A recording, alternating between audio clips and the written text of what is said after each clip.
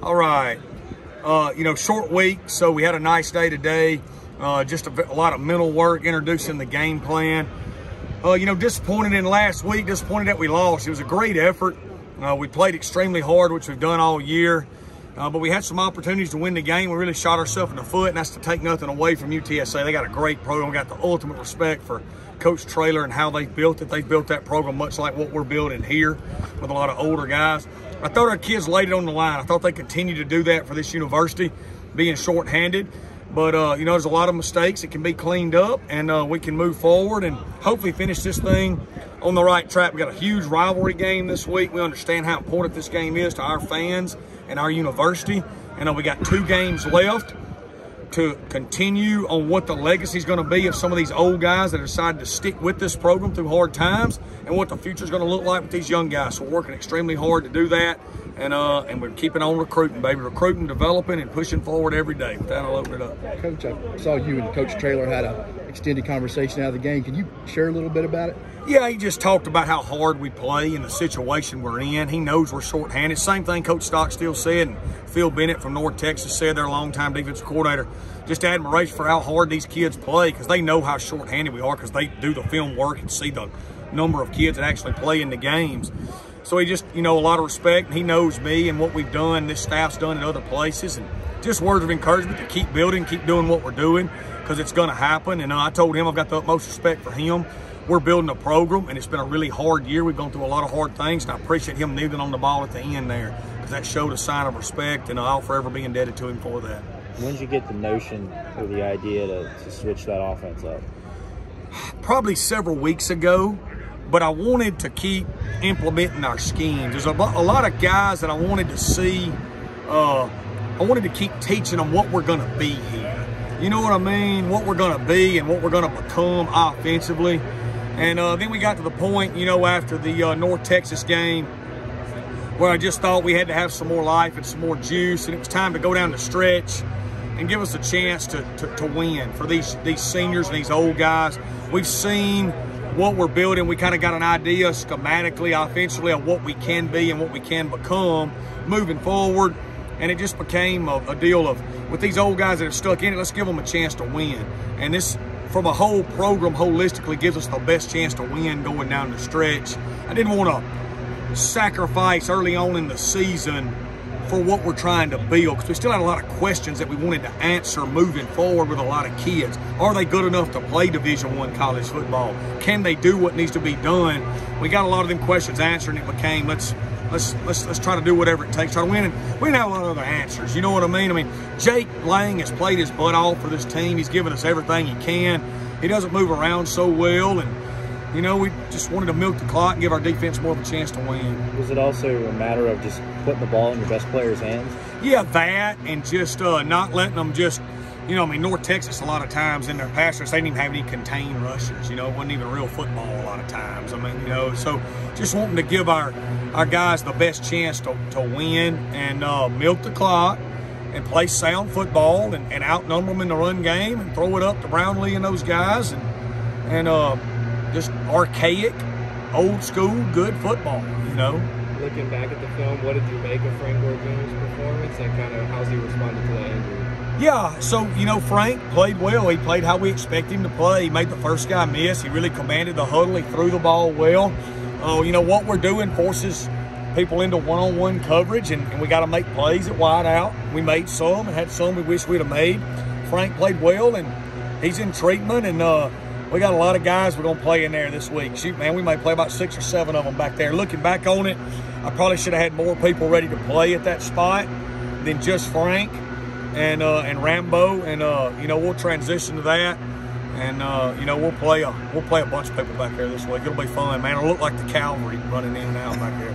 Coach, in terms of the communication piece, you're talking about multiple guys.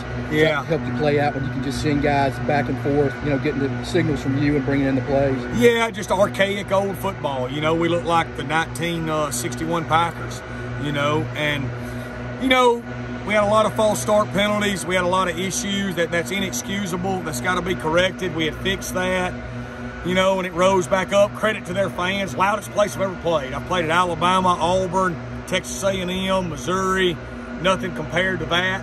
The only other place would probably be the Alaris Center at North Dakota, which is also a dome. They did a great job, but it's still inexcusable. You know, we got to get that done. We had some guys playing quarterback that ain't played quarterback since high school. They weren't being loud enough with their clap or with their cadence. That's inexcusable. Those kids have owned that, and they've got to fix that moving forward, and we will. We'll fix it.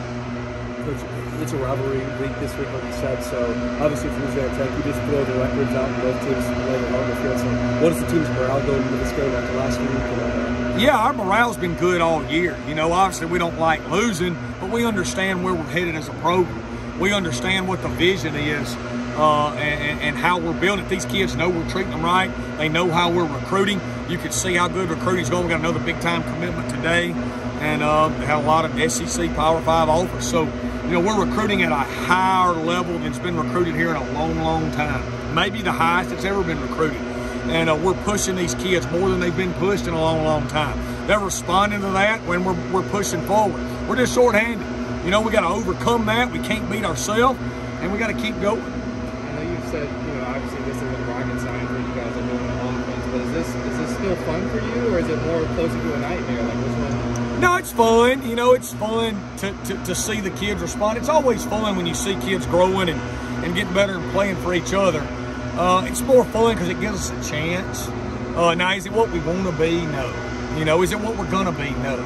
You know, I've been a top 40 offense everywhere I've been. I've been a top 10 offense a lot. We probably had the greatest offense in Division II history in 2013.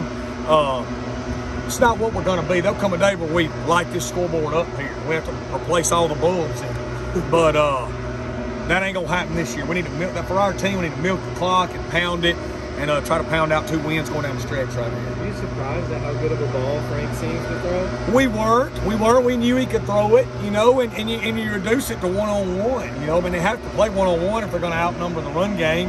So it's pretty simple football. I had John Cox, you know, said the other day when he was interviewing me, he said, it's kind of quite the chess match. And I said, no, John, it's really more checkers than chess. I mean, you know, we're snapping it to the running back. They got to play no safeties to have enough to stop the run. And if they do, they got to be one-on-one. And we got to be able to throw it and make a play. So it's very simple football. It's what you'll see at any 1A high school game every Friday night, you know, and hopefully we can keep going with it and give us a chance to win it. Coach, you're just watching the season. It's obvious your culture is built on bedrock. Yeah. I mean, all the guys are bought in, there's no doubt. How big does that play for you in December when you start bringing these recruits in terms of your guys, along with you helping sell your program? I think it's huge because, you know, everybody that we recruit has somebody in their home or somebody in their school that knows our staff and what our character's about. So they're constantly selling who we are and where we're going to go. There's already belief built. So that's what's been huge. Now when kids come to campus on official visits and they meet with our players, they see how happy they are and how they know they're being taken care of and how much they believe. It's just kind of the final straw in the haystack, if you will. And so, you know, man, that's what I'm saying. We're not building a team, we're building a program. And anybody can be good for 1 year. But teams that do it right and build programs are consistently good year after year after year after year. The Clemsons, the Alabamas, you know what I'm saying? Those teams are doing it consistently. They're not just a flash in the pan. That's what we're building here. And, you know, we're excited about where we're going. We got to continue to improve. And, man, like I said, they better get us now because one day they won't be able to. And all the fans that are sticking with us, you'll be proud you did, and we certainly appreciate you. How's Jay Stanley doing? Jay's doing good. He's had a physical year. He's a physical guy. He's battling as well. We got a lot of guys battling. We got a lot of guys that have to play too much, you know, and that's just the way it is. You know, it wears on you over the course of the year when you're short-handed because you have to play too much because there ain't nobody else to put in. And it is what it is. We're like a 2A high school playing in a 6A league. You know what I mean? We only got about 30 players. 2A high school's got about 30 players in their team playing a 6A team with 110. And game 1, they're fine, but game 11, they're beat up, battered, and bruised, and that's kind of what we are. We're under number-wise, and it is what it is, man. We got to find a way to win 2 more weeks. All right, Coach. Thank you.